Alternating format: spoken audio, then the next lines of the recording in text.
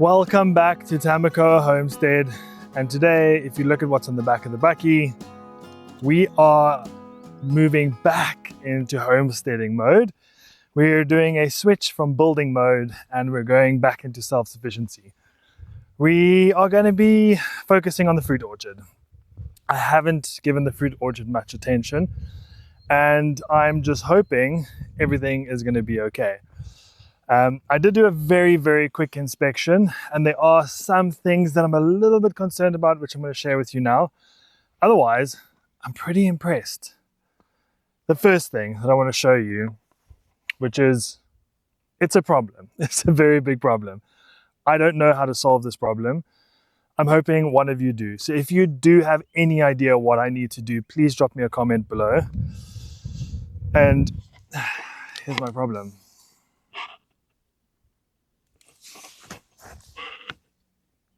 You see, those are 3 massive locusts.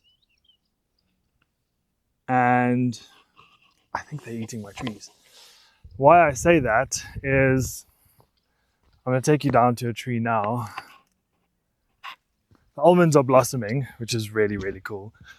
The citrus are busy putting on quite a lot of new growth, except one, which is my beloved grapefruit. So I'm going to see if it's going to come back. I know citrus is super hardy, so it should. But look at my poor citrus, my poor grapefruit. It's been absolutely annihilated. And then I go up here. Look at the size of this guy and try and get it to focus on him. It's absolutely massive. This is a problem. And I don't know what to do because I suspect that it has eaten most of the leaves. So I need to figure out what to do with the locusts. I'm going to be, as you might or might not know, closing this entire fruit orchard in. So then I'll be able to use shade cloth or at least small-eyed bird netting to allow bees through, but not locusts. The Anna apple, which the Anna apple is by far my favorite apple. This thing is insane. All my other apples are still sleeping. And the Anna apple is awake and the first spur has 1, 2, 3. If I bring you around this way, there are the 2 clusters over here. And another one up there. And there's another 4 over there. The Anna apple is by far, in my opinion, the most productive apple. It's absolutely insane. But what I want to show you, which I don't know, I need to figure this one out, is my fig trees. My fig trees, that branch is broken off. The tip of that one's gone. That one's gone. And then if I go over to my Adam's fig, which was a really big tree, it was big. Yeah, this thing is just, and it's smooth on the top, but torn at the side. And then over here as well, let me further down, also just broken off. So I've never come across this before. I've had baboons previously where I've grown fruit trees. And the baboons have never eaten the tips of my fig trees. It's literally the tips and the top of the fig tree is broken off. I mean, maybe the baboons out here are desperate and that's what they're doing because the fig trees are starting to break bud. But I can't see that a baboon would want to go for a little tip like that. It's very odd. So, yeah, this is weird. Unless, see, this isn't being chewed either. This is, if you look at the tear piece up at the top, this has been torn off. The only thing I can think of is that the baby baboons are sitting on the branches. But then again, the tips wouldn't be broken off. The whole branch would. So I don't know. I'm perplexed. And here we have a rosemary pear, and this thing is completely untouched. and it's literally about to break bud, and nothing has touched this. Like that and an apple, nothing has touched it. Just the tips of the pears. It's bizarre. So I'm confused. I'm genuinely confused. But look at this citrus, which was one of them that took strain climatizing. It's filled with new growth, new buds. It's got a whole bunch of flowers. My kumquat is putting on a lot of growth. Man, just look at this thing. It's hideous. It's got these massive black spikes on its legs. It's got these green horns, bumps on the back of its neck. And then another 3 up there. So that's 4. So for you nature lovers out there, I'm sorry, but I'm going to get rid of them. That apple looks good. So I want to show you an example of one of the trees here that's doing really well. So yeah, you can see this citrus is full of new growth all the way, and up here as well. So citrus, very, very happy. Now, the other thing that I'm very happy with is, remember I planted at the base of the trees cover crops with the idea of adding nutrients into the ground. Cover crops are doing really, really well. The basins are doing really, really well. I'm really, really impressed with this whole system. So what am I going to do today? Today, I'm going to be planting a whole bunch more trees. And I actually think row 1, row 2, this is the citrus row. That next row over there, I've got all the trees for that row. So we've already got 1 apple, and I know there's apricot, plum, some pears, apples, things like that. And then at the bottom, that entire row is done except for 2, and those are 2 cherries. I've got the 2 cherries, they're going to go in. And then I'm going to make sure that they all have the cover crop over there. But what I'm going to do, which is a really important part of today, is we're still getting good rain. You can just see how moist everything is today around the outside of the basins, I'm going to plant oats, black oats. Black oats is an incredible cover crop, and that is going to create a lot of above ground biomass below as well. So the idea is when it rains, the water is going to come down, basin's going to capture the water, it's going to soak in, and then it's going to hit the roots of the outside oats, which is going to stop the water even more, soak it even more, and then chop, drop. And then the nutrients from the above ground biomass is going to go down the roots of the oats and then start adding a whole bunch of microorganisms, underground life into the soil. And as you can imagine, there's the tree that's 1 meter. So even if it starts expanding about 1.5 meters, like the full root zone is going to have nutrients. That's the idea. Then let me find one. It actually looks okay. There's just 1 or 2 where I have this problem, and I have a solution for the problem that I want to share with you. And I actually fixed the problem last time and haven't had the issue since. But basically what the problem is if we have a look at this wall, is when it gets full, it overflows. And then when it overflows, it creates a little channel, the water runs, and it erodes, and it creates a V, and the basin's broken. So what I'm going to do to solve that is, on the basins themselves, I'm going to plant a mixture of vetch and clover. Those 2 things are going to basically bind all the soil in the walls together. Vetch and clover, as you may or may not know, are incredibly nutritious plants.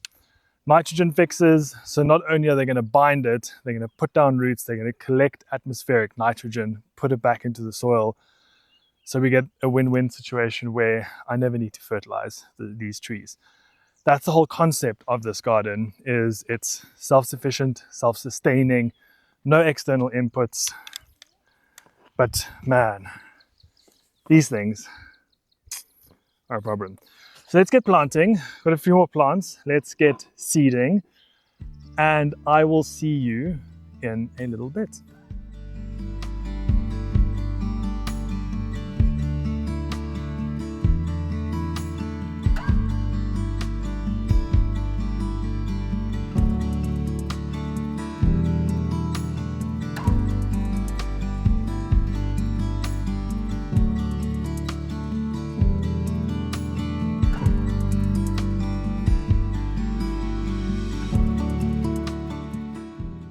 Most of the trees are offloaded, but I wanted to show you this one tree, which is a nectarine. I originally was going to have a Fiesta red nectarine right at the bottom, but I've done some research, and what I've done is opted for one of our local varieties, which is called Margaret Prime. Look at this beauty. Absolutely beautiful. But the only thing is, I'm gonna cut it all off.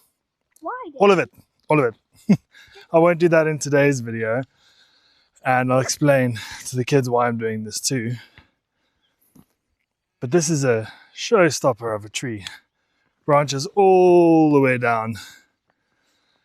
But as I'm walking and talking, if you know anything about stone fruit, you know they need to be shaped very specific ways. And this one I've chose because of all the branches, which gives me a lot of selection. So in another video, I'll teach you how to prune stone fruit, nectarines and peaches, and then how to prune apricots differently. Because if you don't know, you have to prune them differently. They same species, but require different pollination, well, different pruning. So I'll take you through that, but yes, absolute beauty of a tree. And spoiler alert, we're only going to choose 3 branches to get a beautiful structure. So unfortunately, most of this is going to come off. But let's get planting, because I know from experience, these days go by very, very quickly.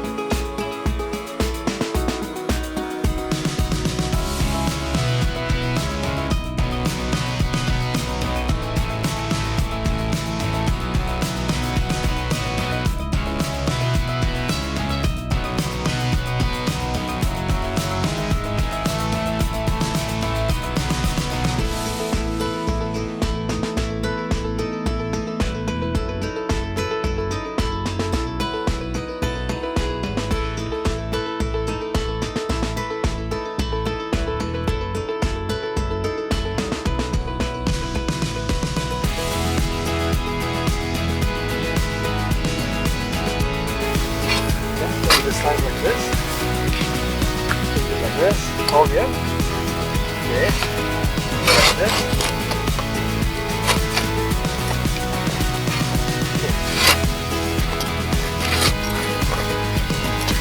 Good job.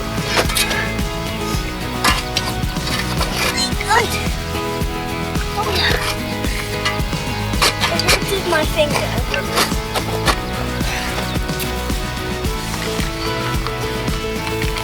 Pull the bag down. On this side, these 2 sides. Yeah, pull down. Oh.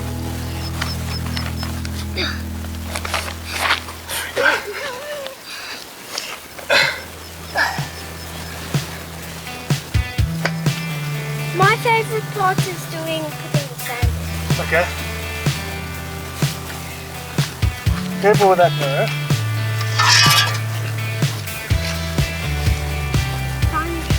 Now it's getting close.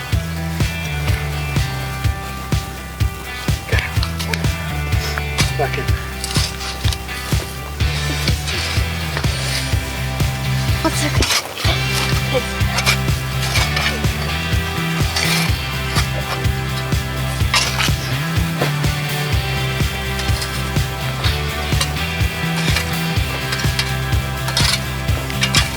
They're fine. Can I have the plate? Okay. Good job, Maggie.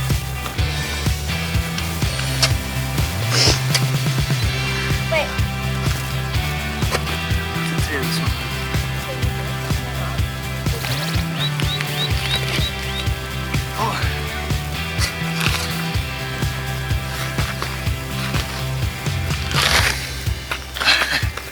Okay, now pull. Two hands. Pull, 2 hands. Pull.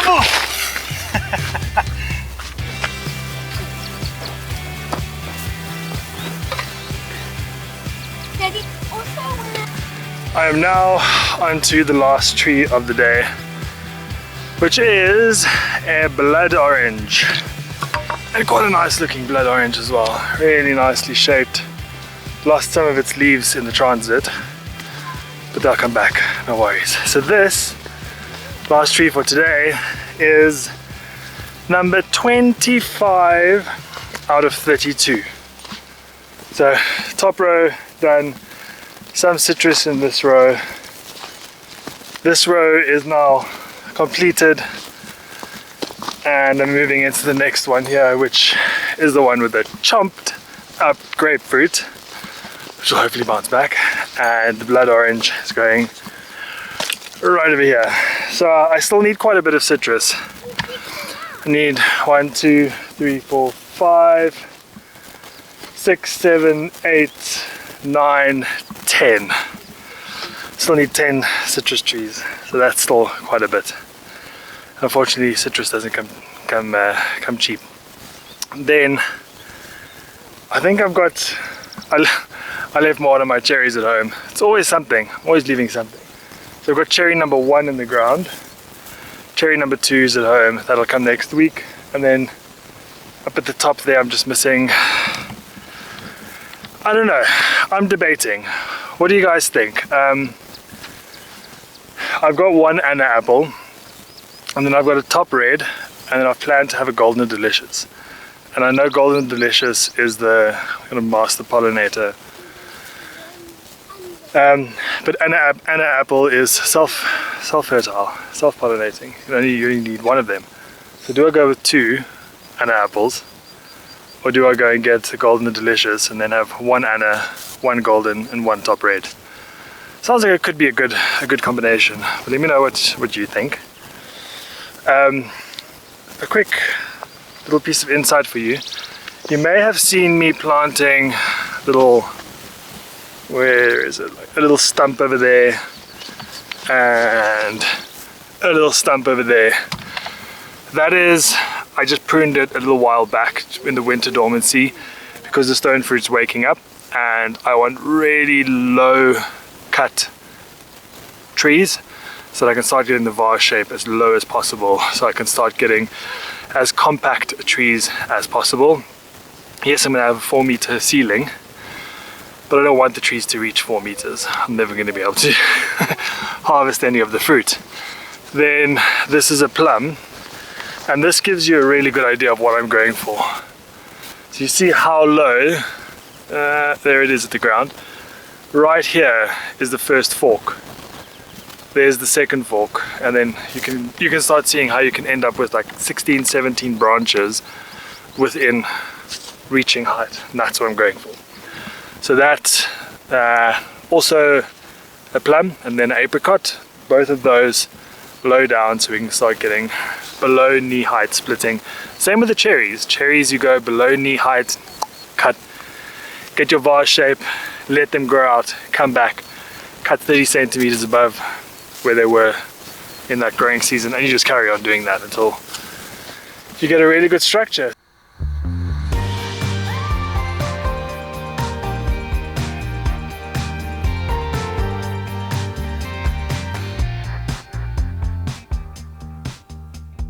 It's cover crop time, and what we have, let me show you, is, if we have a look, what is this? We have alfalfa, that's the black oats, then we have the, oh, it's falling all over the place, inoculated vetch. Inoculated meaning it's got something around the seed which allows or improves the absorption of nitrogen. More alfalfa, no more, yes, and white clover. So that's my cover crop mix. Alfalfa, vetch, black oats, and clover. It's a really, really, really good mix. And also what's going to happen is I'm not going to be cutting it. I'm going to let it seed because I have no problem with it spreading and taking over this whole fruit orchard. Usually with vetch, you want to undercut it before it goes to seed because it just spreads everywhere. Same with clover. I want that. So the black oats I will probably harvest as soon as it's long enough for the seed. But let's feed these trees using seeds. Excited, Naki? Yeah.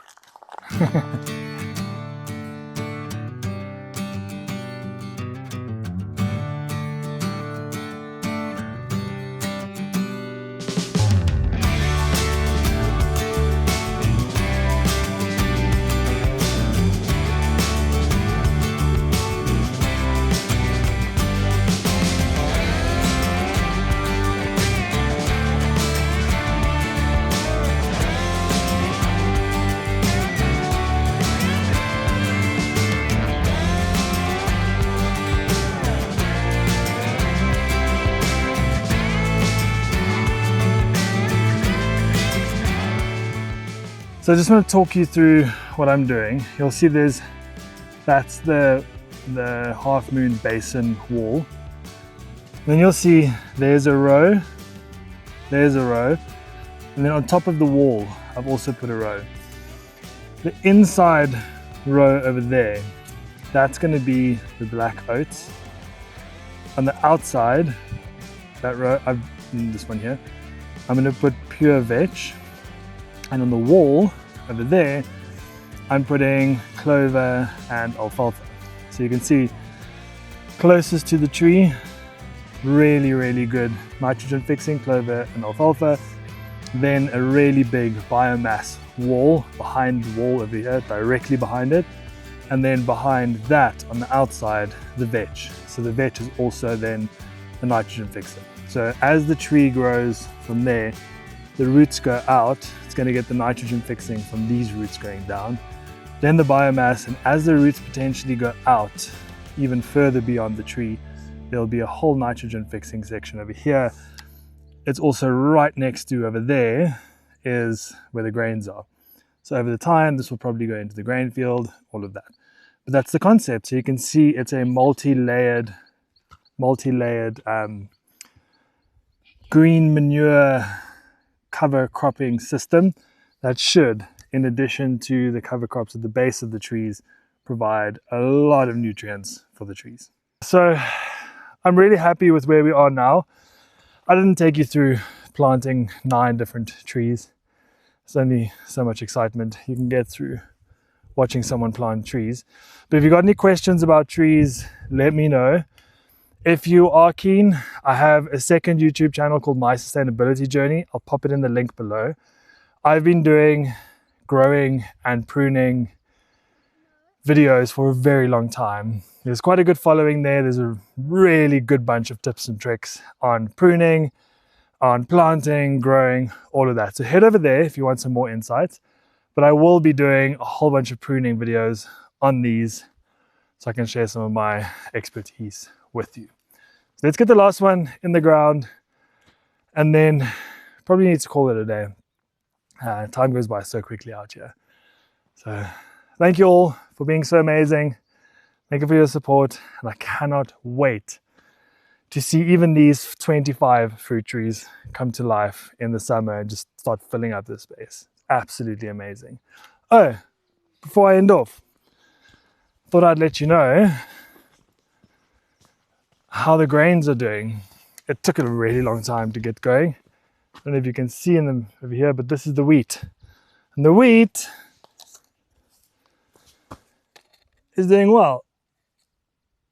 It started germinating, which is good. And now as soon as the heat picks up, it's going to pick up big time. So really happy that in between this row, that row of grains for root mass, biomass, as well as cover crops, so that the roots can start going out into the center, start getting food.